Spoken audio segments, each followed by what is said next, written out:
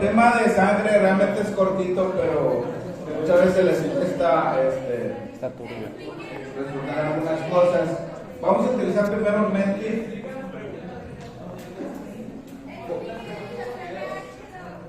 ¿La qué, perdón? RH. Sí, sistema RH. Sobre la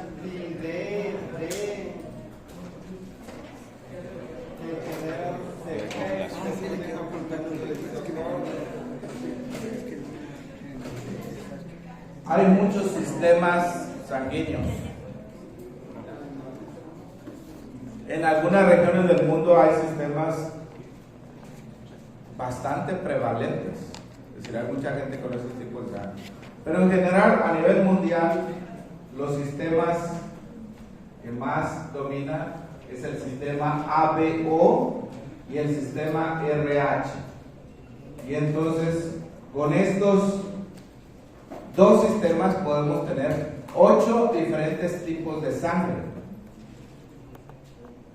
Hablamos del fenotipo. Las personas pueden ser A, RH negativo, A, RH positivo, B, RH negativo, B, RH positivo, A, B, RH negativo, A, B, RH positivo, O, RH negativo, O, RH positivo. Insisto, hay más tipos de sangre de otros grupos. ¿Cuál es el más común? A ver, perdón. Se supone que aquí es el grupo A, 50 alumnos. Al menos habrá uno o dos, si acaso, que sean AB. Levanten la mano los que son AB. No sé. AB. Tú eres AB. Ahí está. 1, 2. Alexis, AB. B. Grupo B, seguramente hay unos 10. No, quizás menos. A ver, B. 1, 2, 3. A. Van a ser más todavía. Y el resto son O. ¿Ok? RH negativo. No hay más de 5 aquí. RH negativo. Los que sean RH negativo, por favor. De cualquier tipo, pero RH negativo. ¿Una nada más? ¿2? Muy bien. 2. Entonces, haciendo la combinación de todos estos grupos, el menos frecuente, que fue una pregunta del examen, es este. El AB, como pudieron ver, es el menos común, y el RH negativo también, combinando. Y el más frecuente aquí, en esta región del mundo, ¿cuál es? O RH positivo. La mayoría somos ORH positivo. Coincide bien, ¿no?, con la estadística, con lo que nos ha salido acá. Ahora, ¿qué es lo que identifica a cada tipo de sangre? El antígeno. No olviden eso. En la superficie de las células hay como banderitas que dicen, bueno, yo soy de la bandera RH positivo. RH positivo.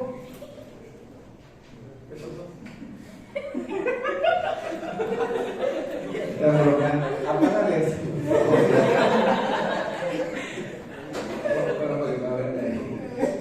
Entonces, banderita que es RH positivo.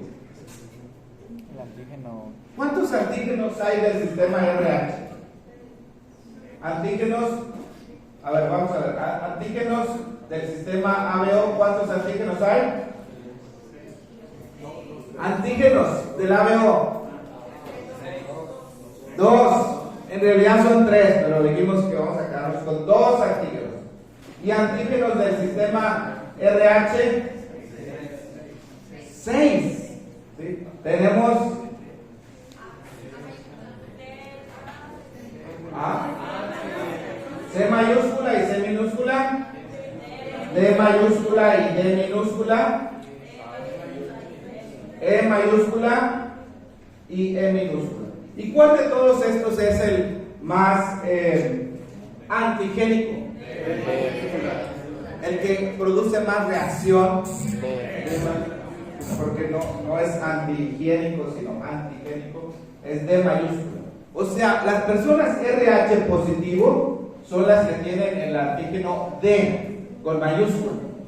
Las personas que no tienen el antígeno D mayúscula serían RH negativo. Entonces, este es un RH positivo y vamos a poner a una persona que no tenga ese antígeno y entonces va a ser, vamos a poner aquí nada más uno y ahorita ponemos, va a ser RH negativo. Entonces, tú no tienes antígenos D, no tienes antígeno D mayúscula y tú tampoco tienes antígeno D mayúscula. Los negativos No, soy son los negativo. que no tienen antígenos de mayúscula. Hablando del RH. Ajá. ¿Sí? Pueden tener los otros, pero no tienen D mayúscula. ¿Está claro? Los negativos. Los negativos. ¿Sí? Los negativos. Entonces este sería un RH negativo. Ahora, si a esta persona le ponemos un antígeno del grupo AB, vamos a ponerle el A.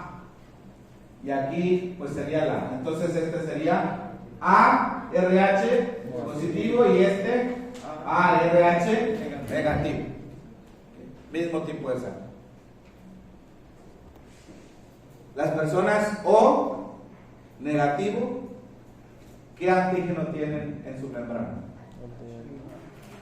No tienen ni el A, no tienen ni el B, tampoco tienen el D mayúsculo. Pueden tener otros, pero no tienen esos. Tienen que pensar muy bien qué es lo que tiene en la membrana, en la superficie de la célula, y qué es lo que no tiene. Pero además, tienen que saber qué anticuerpo tiene y qué anticuerpos no tiene. Y para eso, pues lo mejor es, creo que por ahí hay alguna tablita, ¿no? Del sistema RH. Ayúdenme, por favor, y vamos a ver la tabla.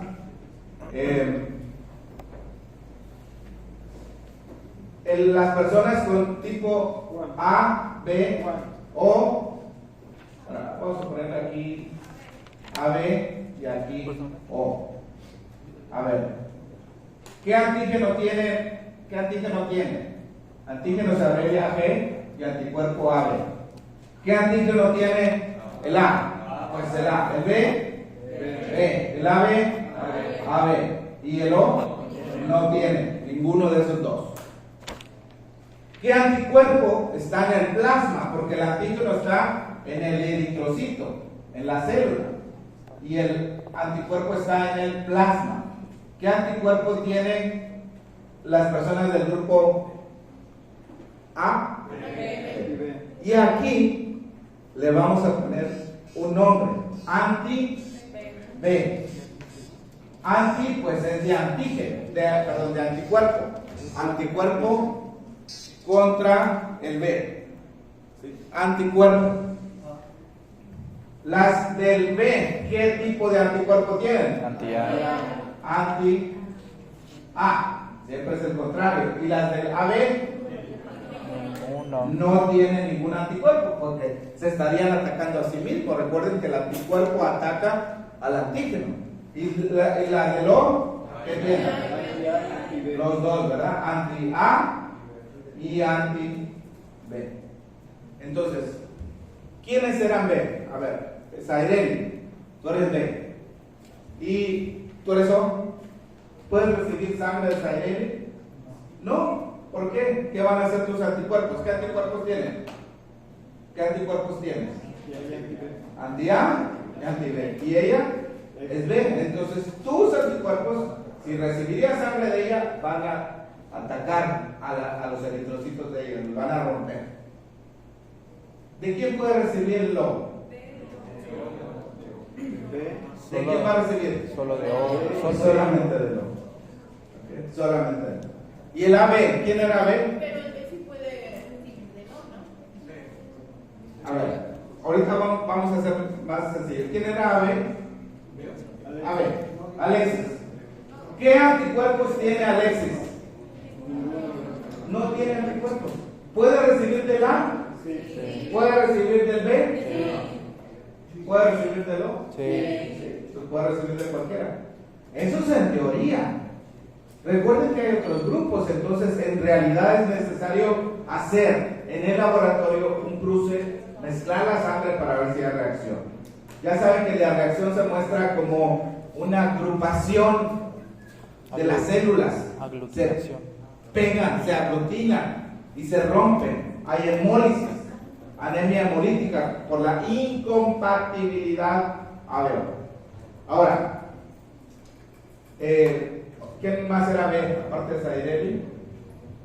B de bueno. ¿Tú?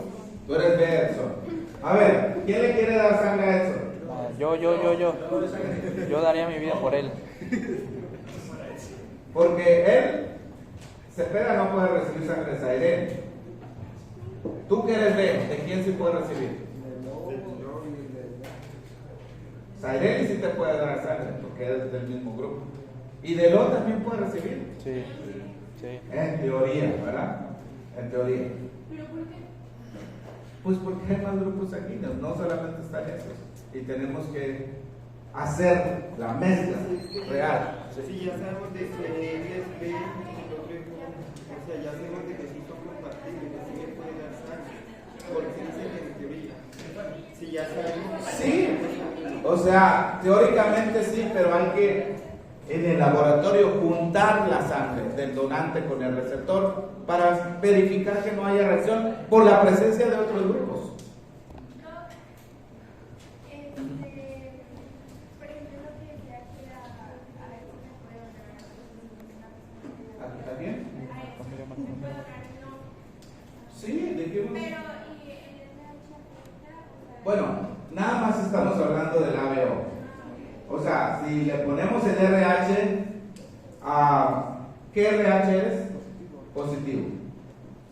¿Le afecta si recibe sangre RH positiva? No.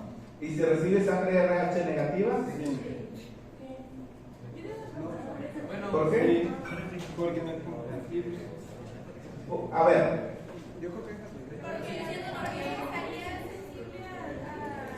vamos a hacerlo. Tú eres B, RH positivo. Edson. ¿Qué antígenos tiene en la superficie? Anti-A. El B, antígeno B, vamos a poner aquí el antígeno B, y el antígeno D mayúscula. Esos son los antígenos que tiene, por eso es B, RH positivo. ¿Quién era el donante?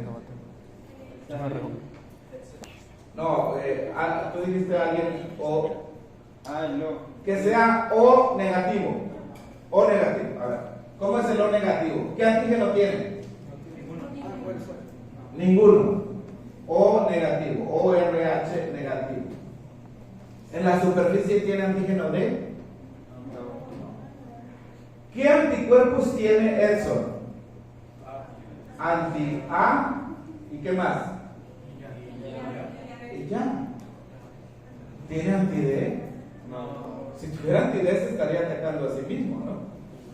¿Estos anticuerpos anti-A pueden atacar al ORH? No. ¿Al O? No. Porque no tiene antígeno. ¿Qué pasó? Tienes que pensar en los anticuerpos para pensar en un ataque. Los anticuerpos del receptor Ojo, anótenlo si se les va a olvidar. Los anticuerpos del receptor son los que pueden atacar a los antígenos del receptor. Repito, los anticuerpos del receptor son los que pueden atacar al antígeno del donador. Los anticuerpos del receptor son los que pueden atacar al antígeno del donador. A ver, Edson, párate y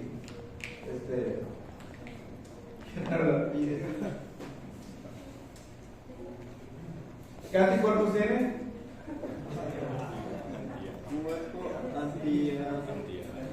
Anti-A, nada más, porque él es B, RH positivo.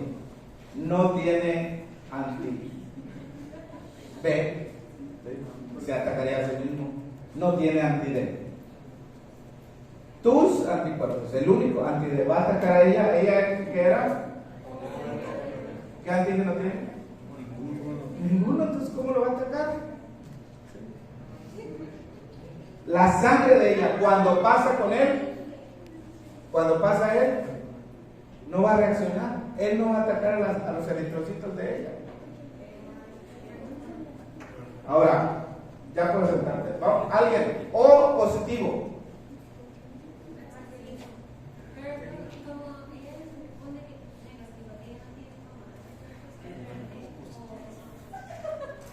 Ahorita vamos a ver con el desarrollo del anti-D. Vamos a decir que no tenga ahorita ningún anticuerpo. A ver, ¿quién es? Vete más para acá. ¿Quién es A? ¿Alguien que sea A? Ven, por favor. ¿Qué anticuerpo tiene él? Anti-A. ¿Los eritrocitos de él qué antígeno tienen? A. Entonces, cuando él pasa para acá, los anticuerpos de él van a atacar a los eritrocitos de él. ¿Tu nombre? Juan Manuel. Y lo van a destruir. La sangre que él done no va a servir para él. ¿Qué anticuerpo tiene él? Anti-B. Entonces, el anti-B puede atacar a los eritrocitos B. Sí puede. Sin embargo, la cantidad de anticuerpos que él va a transferir es muy poco comparado con los anticuerpos que él tiene para atacar a él. ¿Se fijan? Por eso es la frase que les dije. Son los anticuerpos del receptor los que pueden atacar a los antígenos del donador.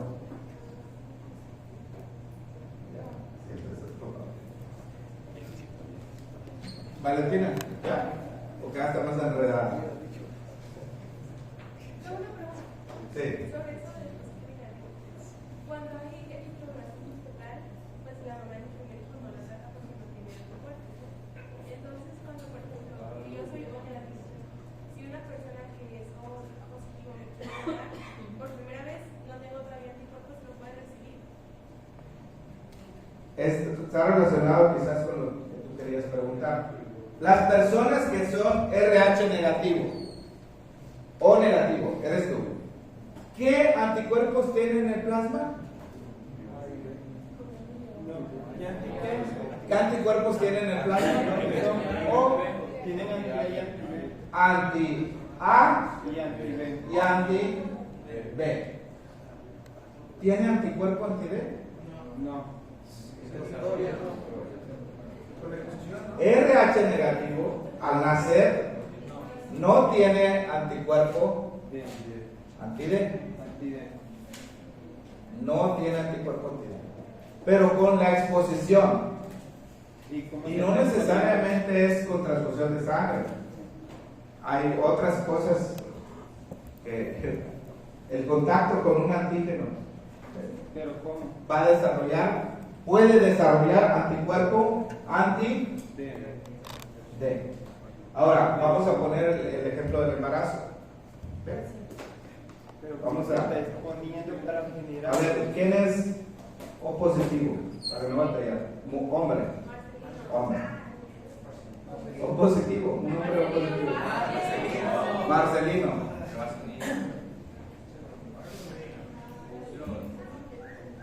Ok.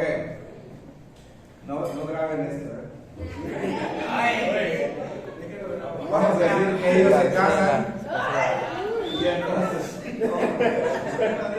Y entonces, si el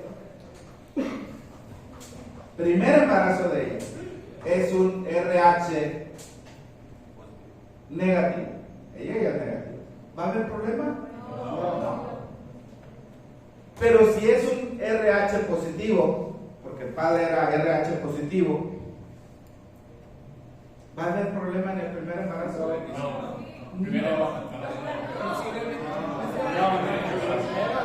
Vamos a aclarar. Primero voy a decir que no hay problema, ¿ok? Los eritrocitos de su bebé RH positivo, los eritrocitos de su bebé RH positivo, el antígeno va a desencadenar una respuesta. El antígeno desencadena una respuesta en ella y va a producir anticuerpos anti-D a lo largo del embarazo. Puede producir a lo largo del embarazo, pero usualmente estos anticuerpos no se producen en el primer embarazo, sino cuando su bebé nace. Perdón. Cuando su bebé nace, el anticuerpo anti-D de su bebé RH positivo va a pasar a la sangre de ella y va a empezar a desarrollar anticuerpo anti-D. Primer embarazo sin problema.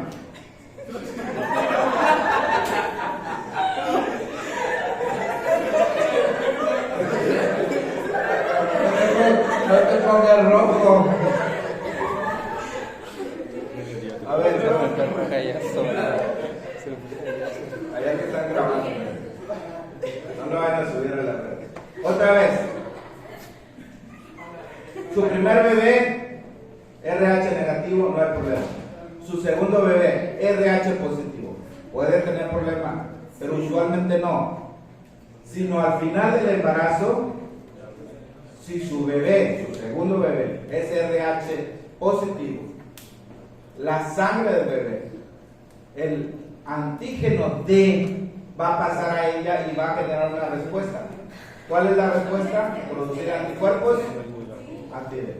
Entonces, si tiene un tercer embarazo y el bebé es RH negativo, ¿va a tener problema? No.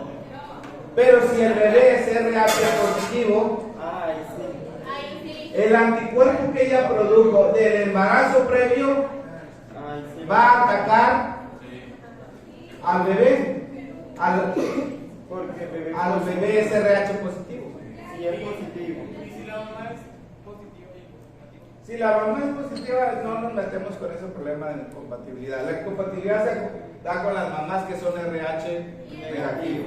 Y por eso tomé a ella, porque es la única RH negativo, creo. ¿Había más mujeres RH negativo? Ella tiene que decidir con quién se casa.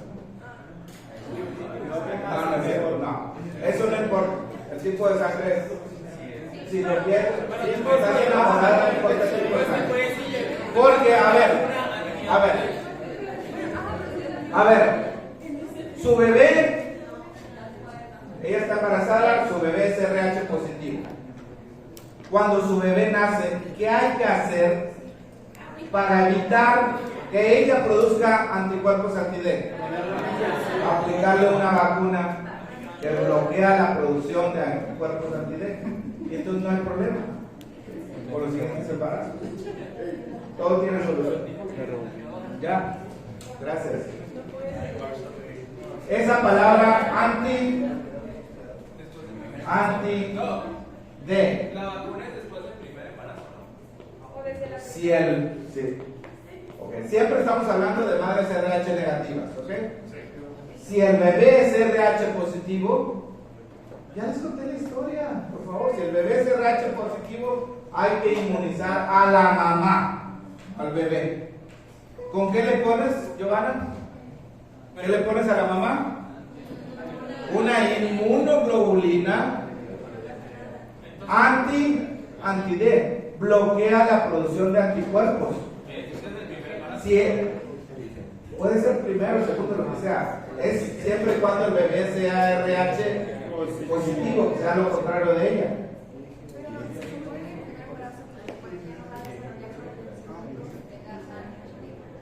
No. Es que es en cada embarazo. O sea, si el primer bebé es RH positivo, cuando ese bebé nace hay que vacunar a la mamá. Si el siguiente embarazo es RH negativo, no hay que vacunarla. Pero si el siguiente es RH positivo, cada vez que sea positivo hay que vacunar a la mamá.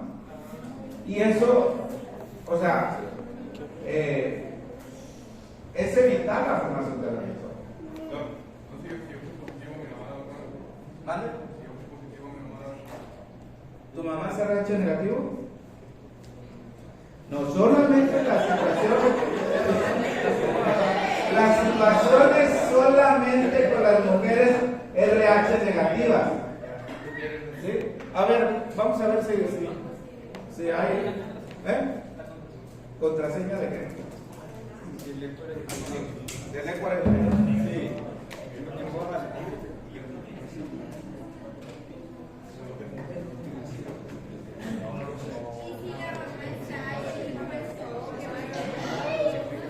Ahorita te contesto.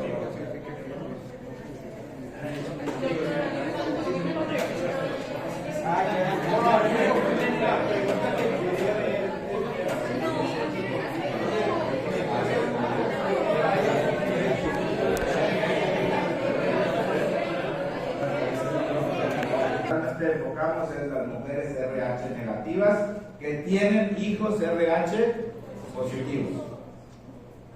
Porque si el papá también es RH negativo, como la historia que les conté, no tendría por qué tener problema. Entonces aquí tenemos 3 embarazos. El primero, ¿cómo es el bebé? Dice hematíes RH positivos. La mamá es RH negativa. ¿Hay problema? No. Usualmente no. Pero ya dije, puede ser que esos anticuerpos, que los antígenos RH positivo empiezan a pasar a la mamá y causar problemas. Pero vamos a decir, en el primer embarazo no, porque no hubo contacto de la sangre del bebé con la sangre de la mamá. El siguiente bebé es RH negativo. ¿Habrá problemas? No. Aunque la mamá desarrolló, fíjense bien, anticuerpos anti-D, aquí dice anti-RH, porque al final del primer embarazo, cuando nació el bebé, hubo contacto de la sangre del bebé RH positivo con la mamá RH negativo. La mamá desarrolló anticuerpos anti-D, pero el bebé es RH negativo. Entonces, ¿va a tener problema? No. ¿A quién va a atacar el anti-D si el bebé no tiene antígeno? El tercer embarazo, ¿cómo es el bebé? RH positivo. La mamá tenía anticuerpos anti-D del final del primer embarazo, parto del primer embarazo. Y estos anticuerpos anti-D van a atacar a los eritrocitos del bebé. Esto se llama incompatibilidad RH y la enfermedad del bebé, enfermedad de eritroblastosis fetal. Hay mucha hemoglobina que se libera, esa se convierte en bilirrubina y esa se puede acumular en el sistema nervioso y generar garnículos, generar una condición neurológica grave. ¿Sí? Podemos hacer el ejemplo solamente con 2 embarazos. ¿Sí? Omitamos el del medio. El bebé RH positivo, primer embarazo, si la mamá nunca había recibido contacto con sangre RH positiva, la mamá no tiene anticuerpos. los desarrolla después de que nace el primer bebé. Y el siguiente bebé, si también es RH positivo, tiene el riesgo de ser atacado, va a ser atacado. ¿Cómo evitamos la formación del anticuerpo? Con inmunoglobulina anti-antígeno, desde que hay un bebé RH positivo. Eso es. Vamos al mente, por favor, bien rápido, antes del receso. Ya no les quiero explicar la incompatibilidad de ABO porque ya con esta tienen. ¿No hay? Usen sus datos. No tenemos. Hagan una recarga. Ya. ¿En serio? Una recarga que quedó.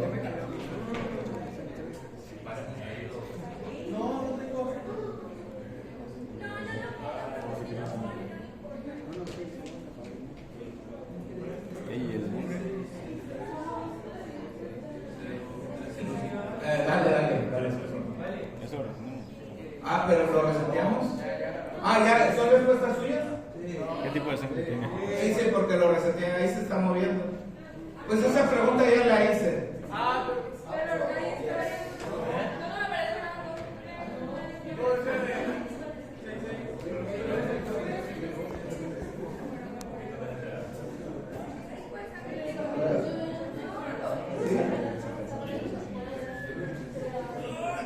Pero nadie sabe. No me parece nada.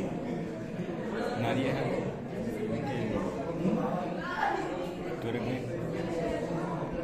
¿Qué estás escribiendo acá? Había que enviar un comentario. ¿Tú eres Abel? ¿Tú eres Abel? ¿Quién es Abel? Alexis, ¿no has contestado? Ah, ya contestaste. Muy bien. Amo a Abel, monstruo. Vamos, la siguiente. ¿Qué tipo de sangre de RH? Hablando nada más de RH. Y no le pongan nada, no pasa nada. Ok, claramente 95% de una RH. Y la siguiente, ya combinando los dos, tanto del ABO como del RH.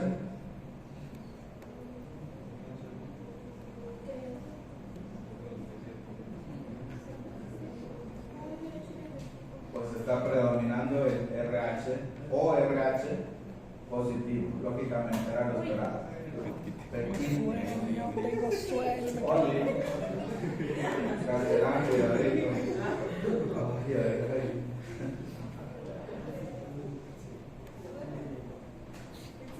Entonces, después de lo positivo está el A positivo, después el O negativo y después el B positivo, el AB positivo. Ya, por favor, déjenme escribir. Ahorita les bloqueamos ahí. ¡Ey, por favor! O sea, está bien que sean alegres, pero no vulgares. No se ponen a escribir esas vulgaridades ahí. Tampoco, ni modo que no sepan qué significa todos esos símbolos. Dale, por favor. Ahorita platicamos para eso. Ok. A ver, ¿qué tipo de sangre tiene este paciente?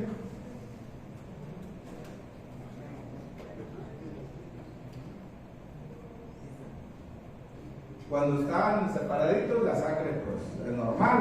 Cuando están juntos, sangre aglutinada. Deberíamos de ocultar las respuestas. Creo que con H se oculta. Bueno, ya no sé. Entonces, si le pones suero anti-B, se aglutina. O sea, tiene antígeno B. Si le pones suero anti-D, también se aglutina, o sea, es RH positivo. Pero con el antisuero A no se aglutina, o sea, no tiene antígeno A. ¿Qué tipo de sangre es? B.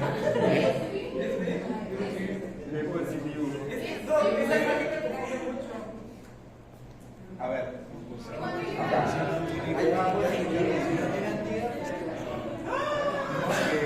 La sangre que está ahí, jóvenes, Ronco.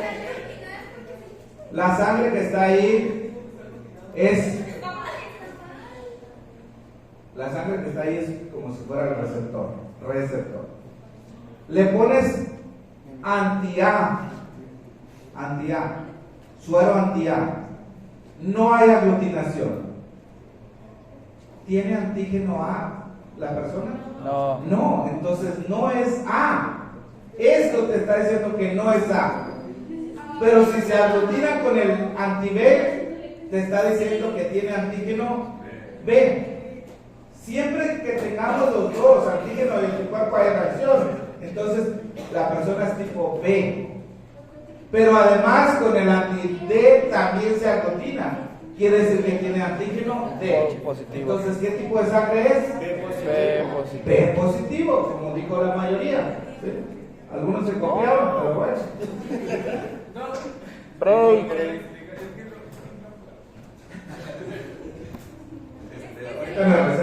Yo pensaba que la que estaba, o sea, que si no estaba aglutinada es porque no tenía el antígeno. Break. Así es. Es porque Tú le pones el anticuerpo anti-A y no se aglutina. Quiere decir que no tiene antígeno A.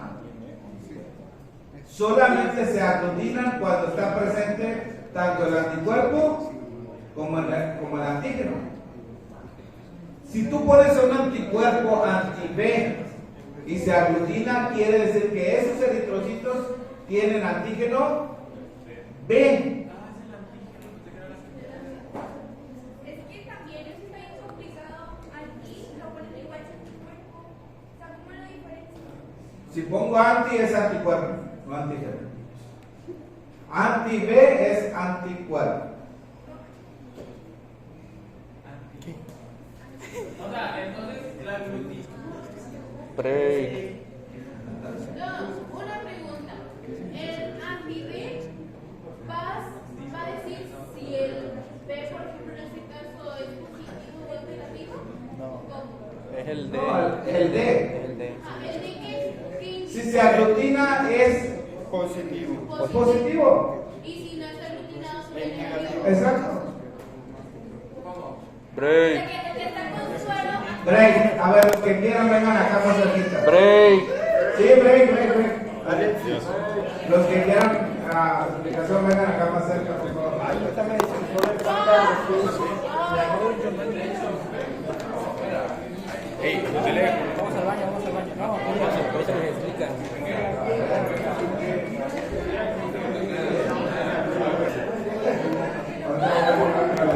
Castillo, ya lo Jóvenes,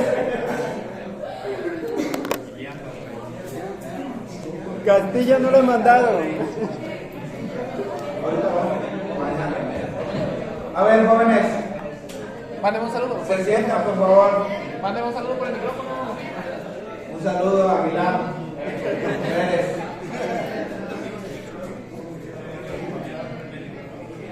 Muy rápido, esto es lo último, ya me cansé de hablar de la sangre. Siéntese, Giovanna, Valentina, Beatriz, siéntese, por favor. Alexis.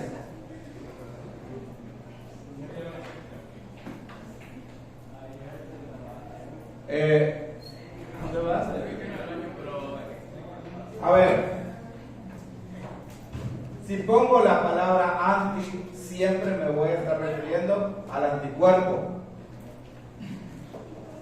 Entonces, hay 8 tipos de sangre, ya lo vimos aquí. Aquí solamente estoy poniendo para identificar 4 de los 8. Si le pones un suero que tiene el anticuerpo y reacciona, quiere decir que el antígeno está presente en el eritrocito. Si no reacciona, no está presente. Entonces, ¿tiene antígeno A? No. ¿Tiene antígeno B? No. ¿Tiene antígeno D? No. Entonces, ¿qué tipo de sangre es este? O.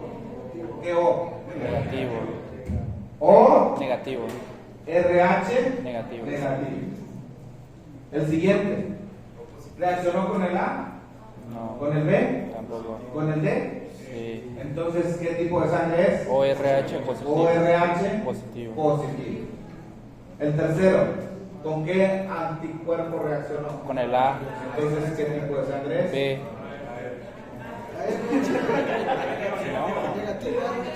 A, Ok.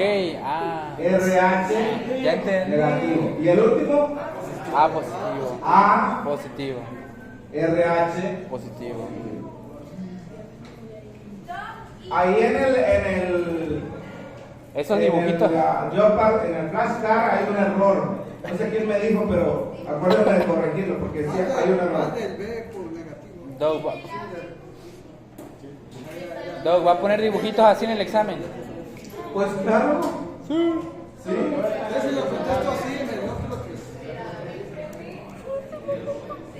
Va a poner los dibujitos así en el examen.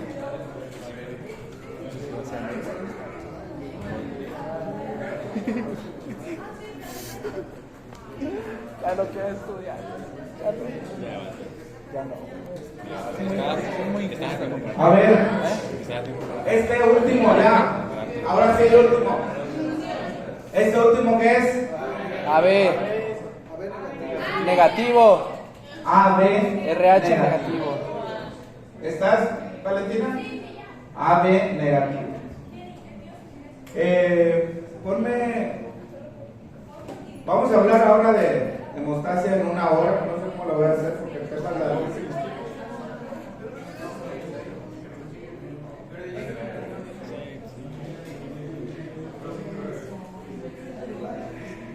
Hay un PowerPoint que habla de los.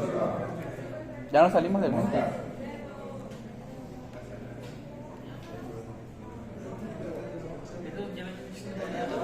¿Mande?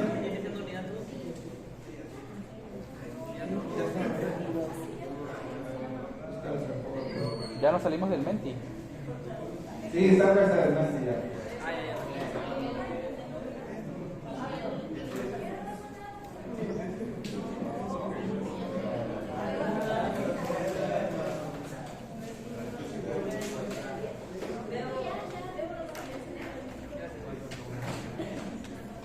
Hemostasia.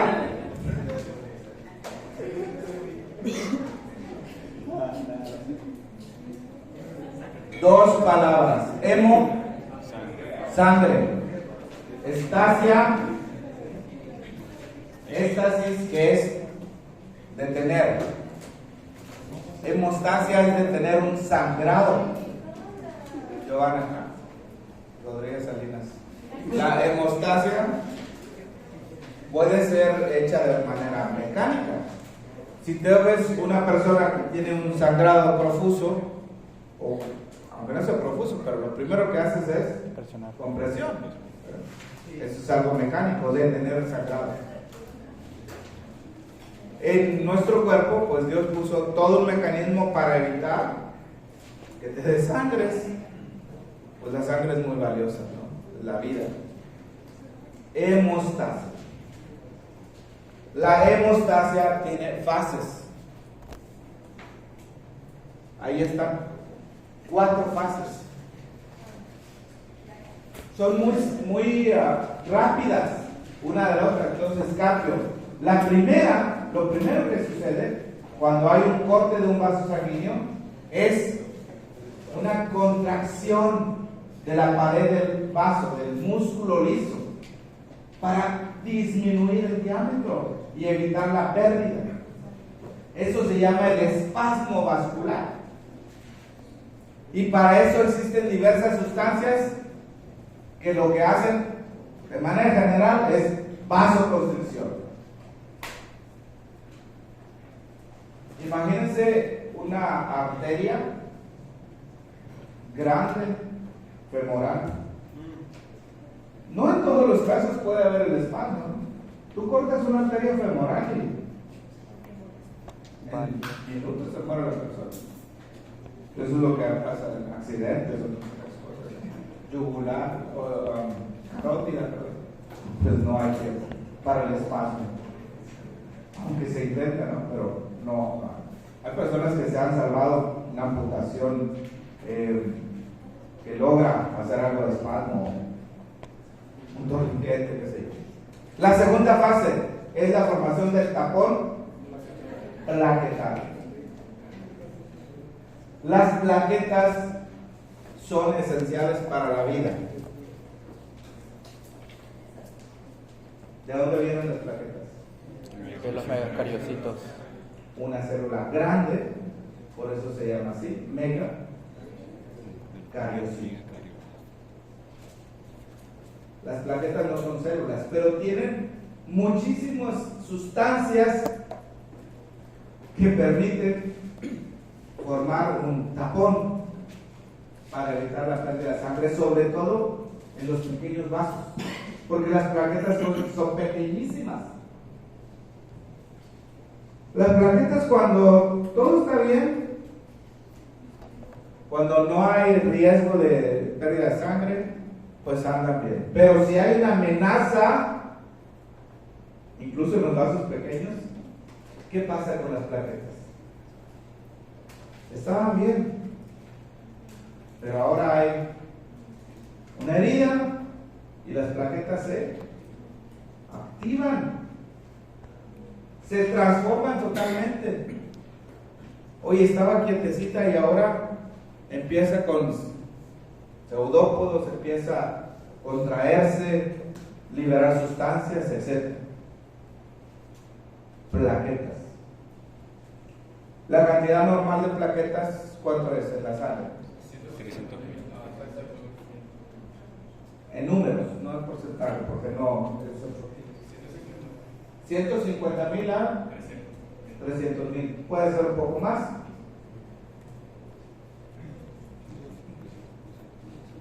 Si baja la plaqueta de forma aguda, te desangras. Yo conocí a una persona que tenía plaquetas de 5.000, 3.000, pero ya tenía mucho tiempo adaptada y hasta finalmente murió, lamentablemente. Tenía una anemia aplásica. Aplásica. ¿Qué era la anemia aplásica? Disminuye todo lo que produce la médula ósea. Leucocitos. ¿Anemia qué? Aplásica. Leucocitos, eritrocitos, plaquetas. ¿Cuál es el término para referirse a una disminución de las plaquetas? Hay dos términos. Ashley. Uno es plaquetopenia y el otro trombocitopenia. Plaquetopenia o trombocitopenia. Entonces, la cuarta fase es la coagulación, que vamos a hablar enseguida, y la quinta tiene que ver, la tercera coagulación y la cuarta proliferación del tejido fibroso. Vamos a ver un poquito acerca de las plaquetas.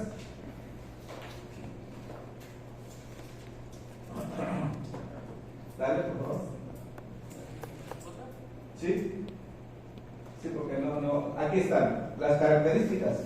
Fragmentos o discos, médula ósea, provienen del megacariocito y 150.000 a 300.000. Contienen muchísimas cosas, como una célula. No contienen núcleo, pero tienen actina, miosina, que son proteínas contráctiles, tromboastenina, restos del retículo endotérmico rugoso, mitocondrias, donde se produce el ATP, y el ADP, que también tiene su función, prostaglandinas, factor estabilizador de fibrina, póngale atención a este, número 13. Factor estabilizador de fibrina es el número 13. Y también factor de crecimiento. O sea, son altamente activas.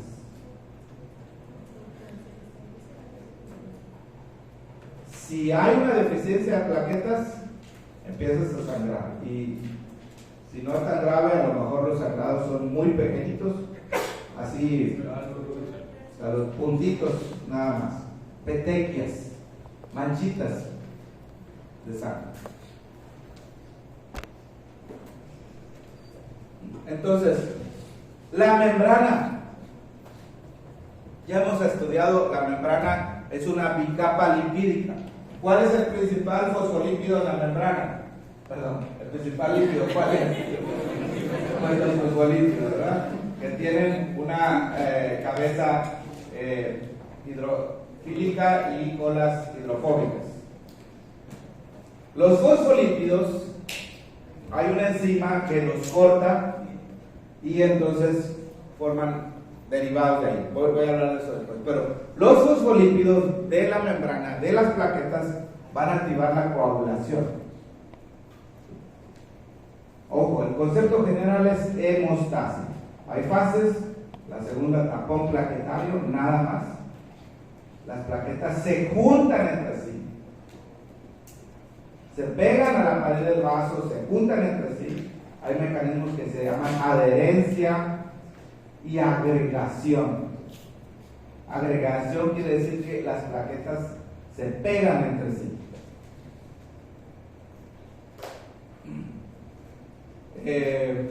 Siguiente, por favor. Perdón, con esto está ahí. ¿Dónde se destruyen las plaquetas?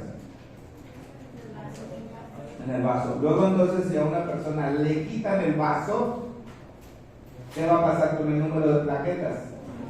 Va a aumentar. A veces hay trombocitopenia idiopática. ¿Qué significa eso? Que no se sabe la causa. Idiopática. Entonces, una de las cosas que hacen es quitarle el vaso a la persona. Cuando le quitan el vaso, mejora su cantidad de plaquetas. No es la curación, pero es algo que se hace. Pero si se destruyen en el vaso y quitan el vaso, Ya no se van a destruir. pero va a aumentar, Sí. pero no es malo. Ajá, no es malo. O sea, no tiene que tener como El vaso no es esencial para la vida, ¿o sí es esencial? No. Entonces, mejora el número de plaquetas. Hay más riesgo de infecciones como neumococo. ¿Están viendo micro, verdad? Bueno, busquen neumococo y esplenectomía. No es que no pasa nada, pero beneficia al número de plaquetas. Si no se destruye en mayor momento en el que se mueve. No. Es que el vaso no es el único lugar donde se destruye. Sí, no es el único lugar. Okay. Siguiente. Es el principal. Espérame.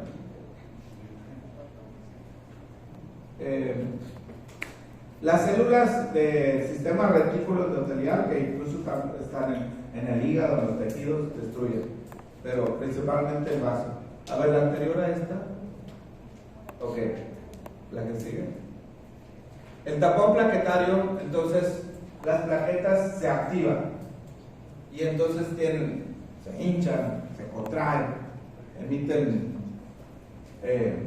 vías, pseudópodos y liberan factores como el ADP y el tromboxano A2. Cuando se contrae fuertemente, no significa que se reduce el tamaño. Sí, se pueden reducir el tamaño. Es que es mucho la confusión para uno de los espacios, porque uno se apunta y digo si se hincha o si está reduciendo el tamaño. ¿Otra vez? Ya aumenta el tamaño, pero es expander y contraer, eso es lo que hace.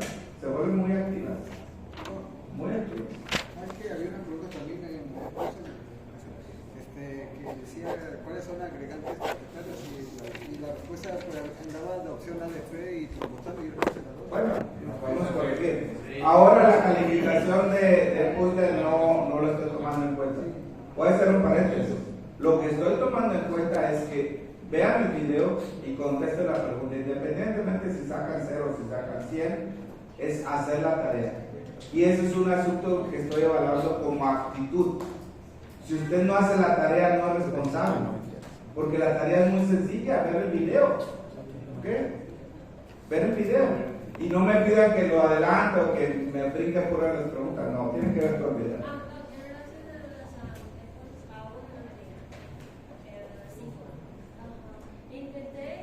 ¿Aún no te deja que?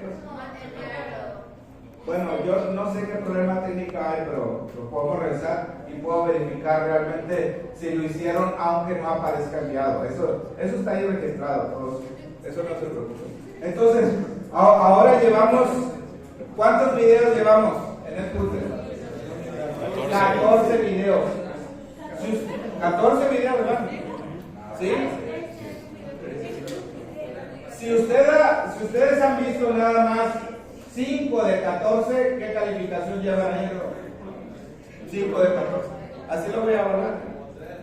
Si llevan 7 de 14, llevan un 50. Si no han visto ningún video, llevan un 0. Y no lo voy a volver a abrir, porque ya está bien.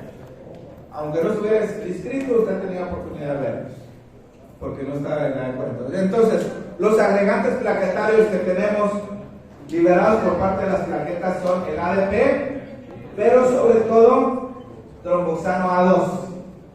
¿De dónde viene el tromboxano A2?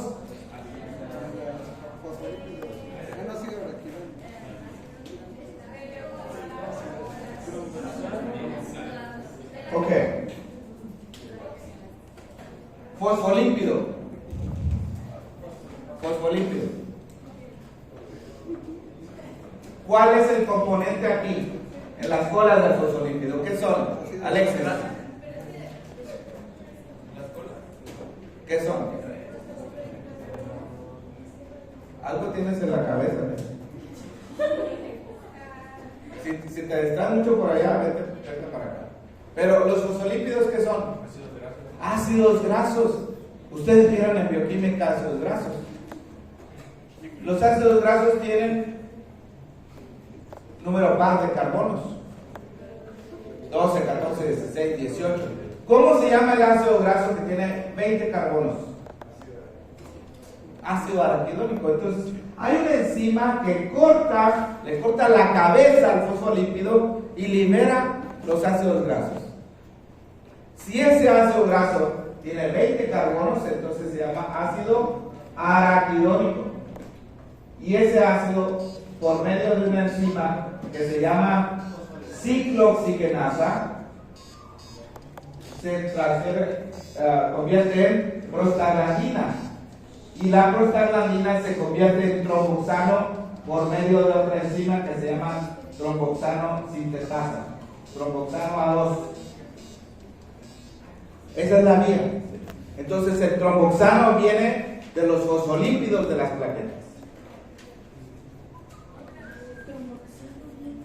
Aquí está el fosfolípido. Hay una enzima. ¿Cómo se llama la enzima que corta aquí?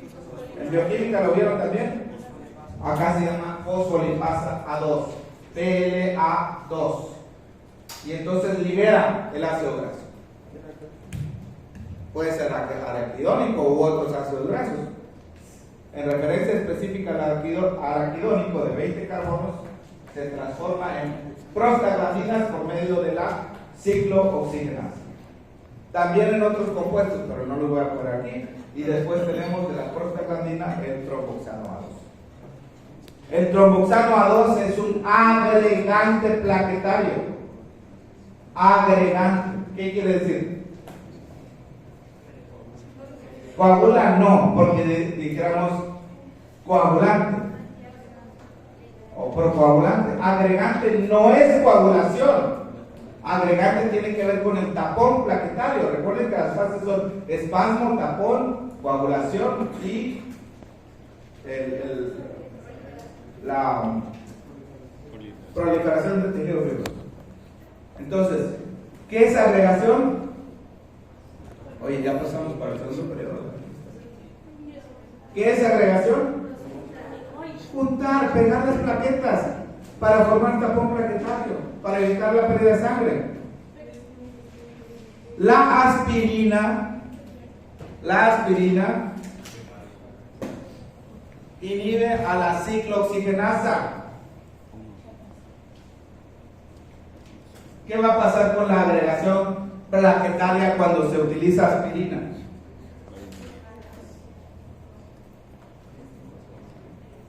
¿Hay o no hay agregación plaquetaria? No.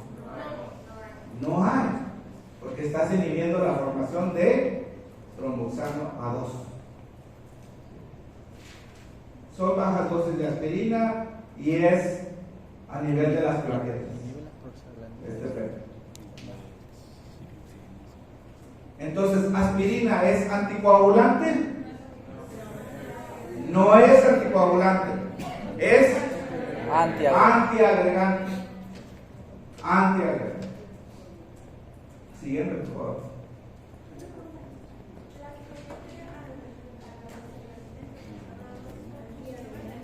Tromboxano sintetasa.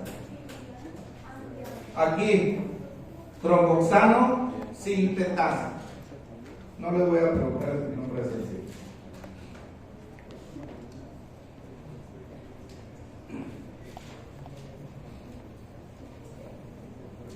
El coágulo. Vamos con la tercera fase. El coágulo es una red, como la red pescar, y los hilos de esa red se llaman fibrina. Pero antes de ser fibrina, hay una serie de pasos para poder llegar a este estado, a esta red. Es algo que aparece de forma rápida si el traumatismo es grave, y si el traumatismo es menor, pues tarda un poco más. Pero yo creo que todos hemos alguna vez tenido alguna herida. ¿Qué tipos de heridas hay?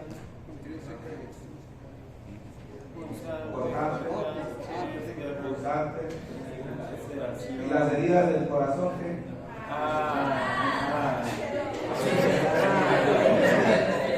Amurosas.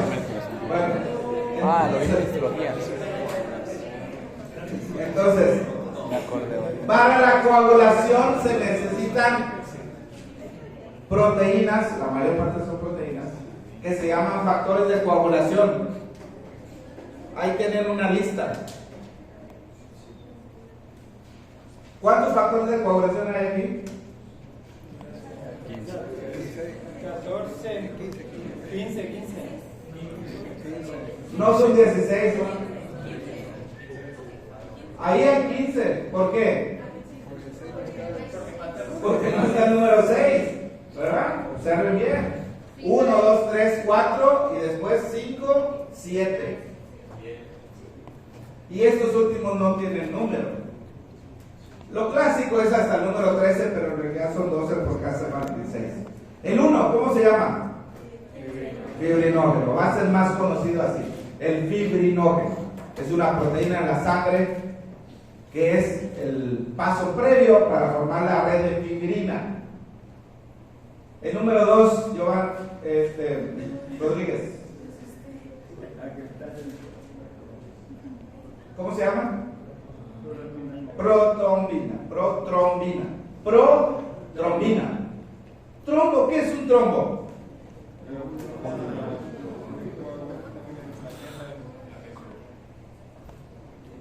Una acumulación. ¿Un trombo qué es? Una acumulación. Es un coágulo. Entonces, ¿pro qué es? A favor. Pro es de pro, ¿verdad? ¿Pro es qué? A favor. ¿A favor de qué? O sea, A favor de favorece la formación de un coágulo. Todos son procoagulantes los que están aquí. Factores de coagulación o procoagulantes, porque tenemos también a los anticoagulantes que voy a mencionar en un momento más. Entonces, número 3, ¿cómo se llama? Factor tisular. Póngale hoja a este porque es el que inicia una de las dos vías. ¿Cuál es?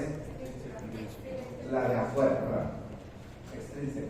Tisular es el tejido fuera del vaso sanguíneo. Hasta eso les ayuda. Inicia La siguiente, el siguiente, ¿cómo se llama? Factor 5. El siguiente, 7. Y el 8. ¿Por qué es importante recordar al 8? Cierto grupo de enfermedades que tienen herencia recesiva ligada al sexo, o sea, los que las padecen son los hombres, las mujeres son portadoras. Factor 8. Y después tenemos el 9. El 10 tiene un papel clave, vamos a ver en dónde. El 11, el 12 y el 13. ¿Quién produce el factor 13? ¿De dónde viene el factor 13? Lo dije hace 5 minutos. De las plaquetas. Factor estabilizador de fibrina viene de las plaquetas. Y ahí está precalicreína, el cinógeno de elevado peso molecular, las plaquetas en sí mismo también como factores de coagulación. Siguiente. Entonces, hay dos grupos, los que están a favor y los que están en contra. ¿Tú estás a favor o en contra? Carlos, a favor, muy bien. Procoagulantes, esa lista que les mostré. Anticoagulantes, hay otra lista. Voy a mostrar más adelante. En condiciones normales, ¿quién predomina? Los anticoagulantes. Porque la sangre solamente se coagula cuando hay una amenaza, aunque también se puede coagular si hay irregularidad en la superficie interna del vaso, en el endotelio, por ejemplo, la presencia de colesterol, una placa de colesterol, arteria coronaria, favorece la formación de un coágulo, obstrucción, infarto. Siguiente. Ahí están las tres fases. Las etapas 2 y 3 son de un solo paso. ¿Okay? Un solo paso. Convertir protrombina en trombina, una sola reacción. Y el número 3, fibrinógeno fibrina, una sola reacción. Realmente en la etapa 1 es donde tenemos muchas reacciones. Siguiente. Y aquí tenemos la última parte, o sea, las etapas 2 y 3. ¿Qué se requiere para convertir a la protrombina en trombina? El activador de protrombina, que es un grupo de sustancias, junto con el calcio. Y no sé por qué me salté el calcio, pero el calcio juega un papel importante. Es factor de coagulación. ¿Qué número? ¿El calcio? No le decimos factor calcio, factor 4, le decimos simplemente calcio. Si no hay calcio suficiente en la sangre no se va a coagular. ¿Qué es que el activador de coagulación? Ahí está participando el calcio. Y en otras reacciones más. La etapa 3 será la conversión de fibrinógeno en fibrina. ¿Qué se requiere para esto?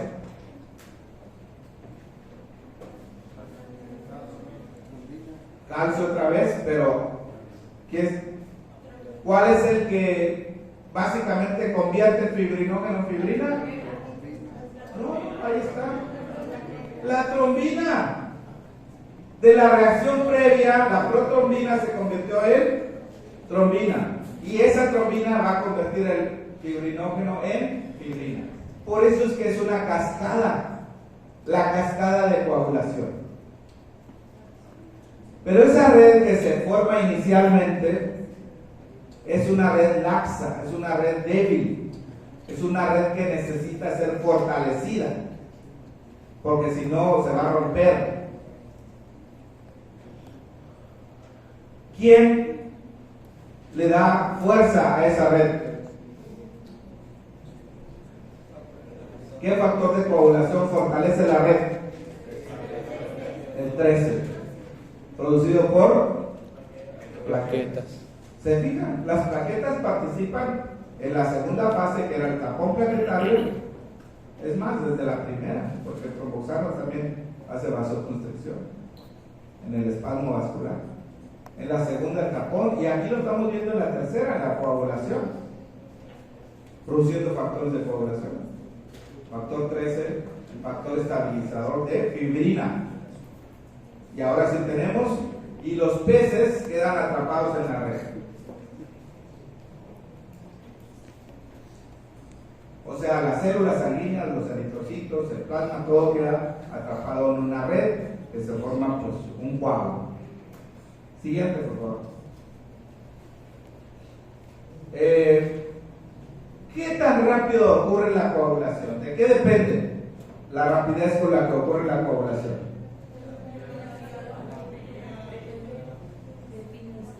Va a depender de qué tan rápido se forma el activador. Si el activador se forma rápido, la coagulación va a ser rápida.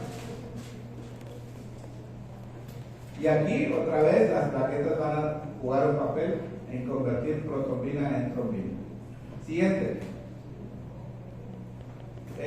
Dale, eso no necesito hablar mucho de eso. Pero aquí, trombina.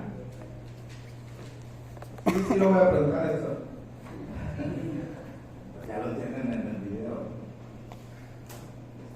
Acciones de la trombina. Son muchas acciones. Aquí apenas estoy poniendo 3. La primera, convertir el fibrinógeno en fibrina. La segunda, activar el factor 13, porque aunque el factor 13 pues lo producen las plaquetas, necesita ser activado. La tercera, ¿a quién activa? A su precursor. ¿Cuál es el precursor de la trombina? La protrombina. Entonces, cuando tienes trombina, activas más protrombina para tener más trombina y más trombina, más activación de protrombina. ¿Qué mecanismo tenemos aquí? Más y más y más, una retroalimentación positiva. Qué bueno que en la coagulación existen mecanismos de retroalimentación positiva, porque esos ayudan pues a acelerar las cosas. Ahí está, retroalimentación positiva. También activa el factor 5, ahorita lo vamos a ubicar, el factor 5, y a los factores 8, 9, 10, 11 y 12. Y también a la agregación plaquetaria. Trombina es clave, tiene muchas acciones. Siguiente. El coágulo se forma, después se retrae, se exprime, la parte exprimida se llama suero. Las plaquetas son importantes para esa retracción. Recuerden, las plaquetas se hinchan y se contraen, sí, mucho movimiento. Siguiente. Ok, ¿qué es el activador de protrombina? ¿Una sustancia o un conjunto de sustancias? Un conjunto que incluye también al calcio. No, perdón, junto con el calcio tiene pasos, pero son 3: factor 10, fosfolípidos y factor 5. ¿Cómo se forma el activador? Hay 3 cosas que pueden hacerlo. Traumatismo externo. Se rompe el vaso y hay contacto de la sangre con lo que está afuera.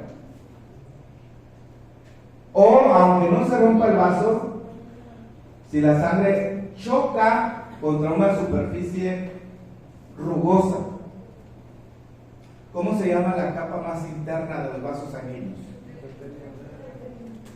La íntima, ¿verdad? El endotelio. ¿Es rugoso o es liso? El endotelio. Listo, pues te puedes resbalar. Pero cuando hay colesterol, la parte interna del vaso sanguíneo se hace rugosa. Entonces, esto influye, ¿no? El traumatismo de la sangre, el contacto de la sangre con endotelio dañado va a precipitar la formación del coágulo. Por ahí más adelante vamos a hablar de un tema de endotelio. Es fundamental para la salud del endotelio. Siguiente.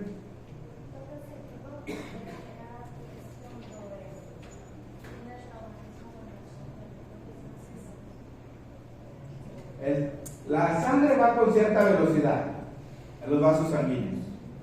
Si el vaso se estrecha, ¿qué pasa con la velocidad, Giovanni? Eso lo aprendieron en prepa. Si el vaso se estrecha, la velocidad aumenta.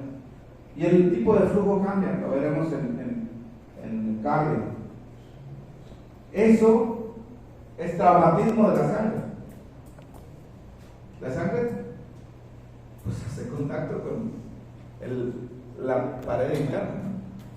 Hay todo un asunto ahí de la física. Que hay 2 vías para formar el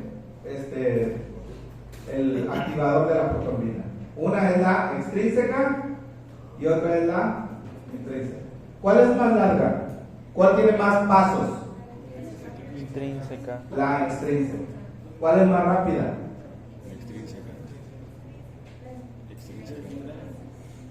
Vamos a ver. Dale, por favor. Bueno, ¿aquí cuál es? ¿La extrínseca o la intrínseca?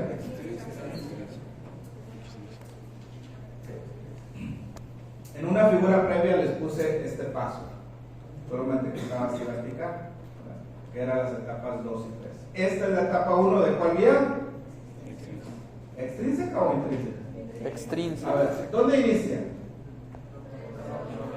Tramo tisular, o sea, fuera del vaso sanguíneo. Entonces, eso es extrínseca. Muy bien. ¿Y cuál es el factor de coagulación clave aquí en la vía extrínseca? El factor clave es el llamado factor tisular. ¿Qué número es? Número 3. ¿A quién va a activar el número 3?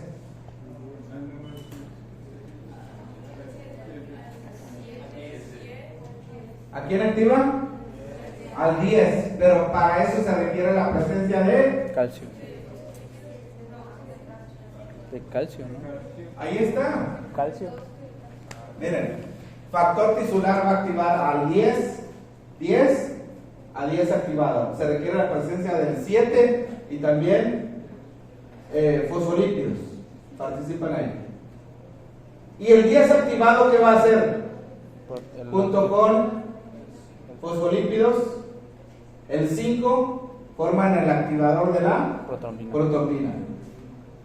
Recuerden, no es una sustancia, sino es el 10 activado, el 5 y fosfolípidos en presencia de calcio convierten. De aquí para abajo ya sería vía común, ¿sí? Protrombina en trombina y trombina convirtiendo fibrinógeno en fibrina es vía común. Entonces la vía extrínseca es más corta, menos pasos. No les voy a pedir que se sepan los pasos, ¿okay? Pero sí las partes claves. ¿Con quién inicia la vía extrínseca? ¿Con cuál factor? Número 3, factor tisular. De una vez les digo, los factores de coagulación, con excepción del calcio y otros más por ahí, tenemos en 2 estados. Si le pongo así 10 y 10A, pues hay una diferencia, ¿verdad? Este es inactivo y este es activo. Si pongo el 7 y 7A, pues hay una diferencia. Siempre se requiere una activación de uno. Hay algo que lo activa y ese activa a otro y a otro. Es una cascada. Ahora, para formar esto, para tener este estado, se necesita vitamina K. Aquí viene el asunto clave y les voy a preguntar bastante de esto en el examen.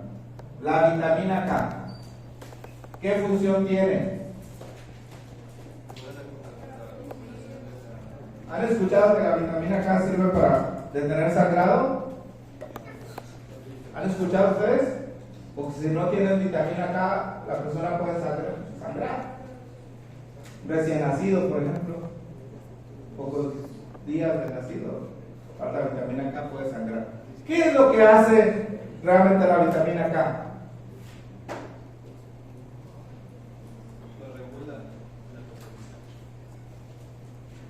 Tiene que ver fundamentalmente con 4 factores de coagulación. Los factores de coagulación, la mayor parte de los factores de coagulación se producen en el hígado. Y para que se produzcan adecuadamente, especialmente los factores de coagulación 2, 7, 9 y 10 requieren vitamina K. Factores de coagulación dependientes de vitamina K. Pregunta: ¿la vitamina K activa a estos factores de coagulación? ¿La vitamina K activa a los factores de coagulación? Díganme sí o no. No, nunca dije eso. La vitamina K no activa a los factores de coagulación. Vitamina K permite que estén listos para ser activados. La vitamina K es para que estos se puedan activar. Específicamente, ¿qué hace la vitamina K? Pregunta de bioquímica. Hay una enzima que es una carboxilasa.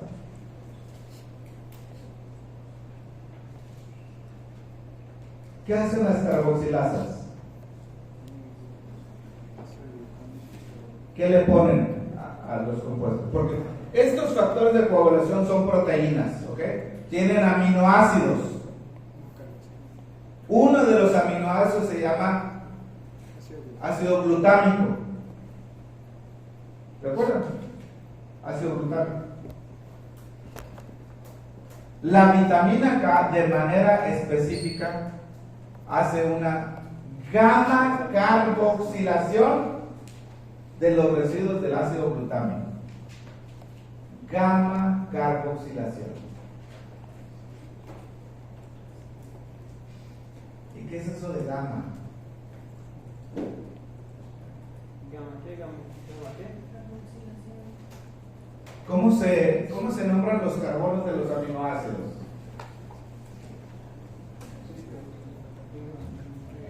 La estructura de un aminoácido, ¿cómo es? Grupo amino y grupo carboxilo. Y entonces tenemos, ¿qué carbonos? Alfa, beta y después gamma, delta, etc. Gamma carboxilación. Carboxilar es agregar ¿qué? CO2. CO2. Carboxilar. Le agrega CO2 o COO, lo puedes escribir también así, COO a el ácido glutámico de esos factores de coagulación. ¿Cuáles son los factores de coagulación que dependen de vitamina K? 2, 7, 9 y 10. 2, 7, 9, 10. ¿Ya vieron el sistema nervioso autónomo en neuro? No. ¿No han visto? ¿O sí? Di la verdad. En neuro, van a ver sistema nervioso autónomo. Tenemos 4 pares craneales que son parasimpáticos. 3, 7, 9 y 10. ¿Qué son? 3, 7, 9 y 10. 3, 7, 9 y 10. Entonces, pues la numeración es parecida, solamente que cambia el 2 por el 3, ¿verdad? Pero una cosa son los pares craneales parasimpáticos y otra cosa son los factores de coagulación que dependen de vitamina K.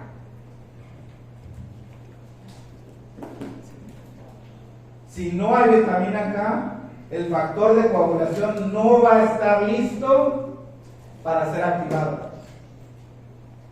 Entonces, Giovanna, ¿qué va a pasar con la persona si no tiene vitamina K? Si no tiene suficiente factor de coagulación, pues, si sufre una herida se va a desangrar, ¿verdad? No está preparado para coagular. ¿Dónde se produce la vitamina K?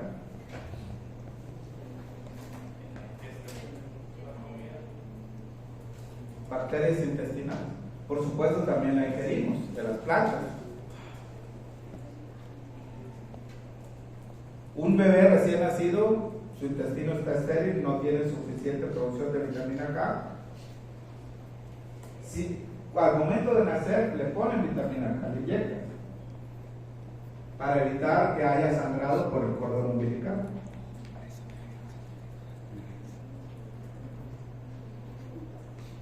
¿Qué otras condiciones te pueden causar deficiencia de vitamina K? Ese video que bajé porque no tiene audio, la última parte de este PowerPoint, que sí la tienen en el 42, está toda la parte clínica. Y de ahí voy a preguntar bastante. Si quieres, adelántale, porque Ya no nos queda nada de tiempo. No, faltan 2 minutos. Dale.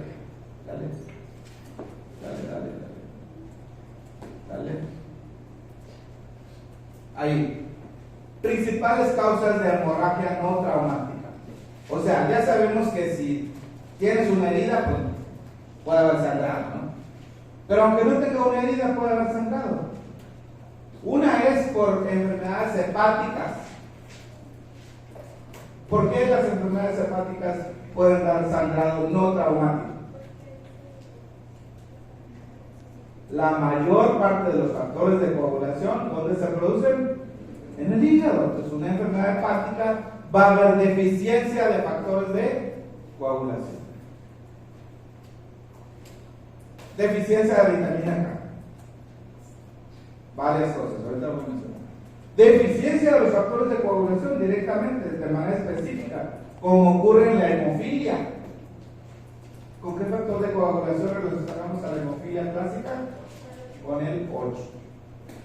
Y otra causa de sangrado no traumático es la deficiencia de plaquetas. Deficiencia de plaquetas. Vamos. Hepatopatías, ¿ok? Hepatitis, cirrosis, atrofia, hígado graso, etc. Falta de secreción de bilis. La bilis ayuda a absorber las vitaminas. Hay un reciclaje ahí de bilis. Siguiente, por favor. Vitamina K. Es una coenzima carboxilasa hepática. Ya mencioné ese. Factores de coagulación 2, 7, 9 y 10. Y también a una proteína que se llama proteína C. ¿Qué pasa con la vitamina K después de que actúa? Se inactiva. Para reactivar a la vitamina K necesitas un complejo enzimático que se llama BKORC1, complejo epóxido reductasa de vitamina K1.